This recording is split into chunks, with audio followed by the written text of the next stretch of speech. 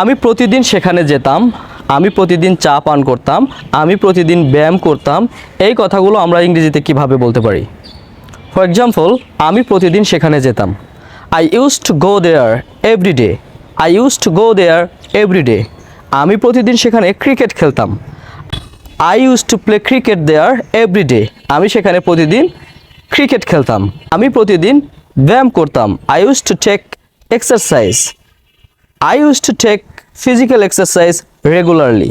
আমি প্রতিদিন ব্যায়াম করতাম। তমাল অ্যালকোহল বা মদ পান করতো। Tamal use to drink alcohol. Tamal use to drink alcohol. সে ধূমপান করতো। He use to smoke. He use to smoke. সে ধূমপান করতো। আমি কানাডায় বাস করতাম। I use to live in Canada. I use to live in Canada. I use to live in Canada. আমি কানাডায় বাস করতাম।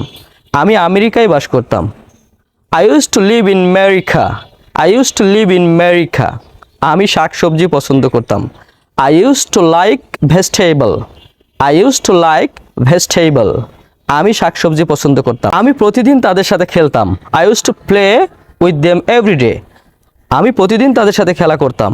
I use to play with them every day. I use to play with them every day. আমি প্রতিদিন তাদের সাথে খেলা করতাম।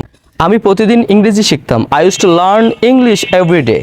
আমি প্রতিদিন ইংরেজি শিখতাম। I use to learn English every day. অতীতকালে আমি কোনো কিছু করতাম। আশা করি এই ধরনের বাক্য কিভাবে বলতে হয় সেটা বুঝে গেছেন। অর্থাৎ সাবজেক্টের পরে ইউজ টু এবং ভার্বের বেস ফর্ম দিলেই সেটা হয়ে গেল। যেমন আমি আরও একটা বাক্য বলি, I use to go there regularly. আমি সেখানে প্রতিদিন যেতাম। I use to take medicine regularly. আমি প্রতিদিন ওষুধ খেতাম। I use to take medicine regularly.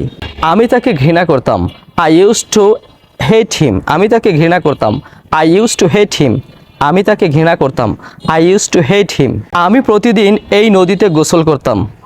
না, এ বাক্যটার ইংলিশ আমি বলছি না, এটা কমেন্ট বক্সে আপনারা জানান। আমি প্রতিদিন এই নদীতে গোসল করতাম। যে প্রতিদিন কোনো কিছু করতাম, এই বাক্যগুলো কিভাবে বলতে হয় ইতিমধ্যে শিখে গেছেন। এখন একটা আপনারা চেষ্টা করুন। এরকম ভিডিও পেতে আমাকে ফলো করুন। আসসালামু আলাইকুম।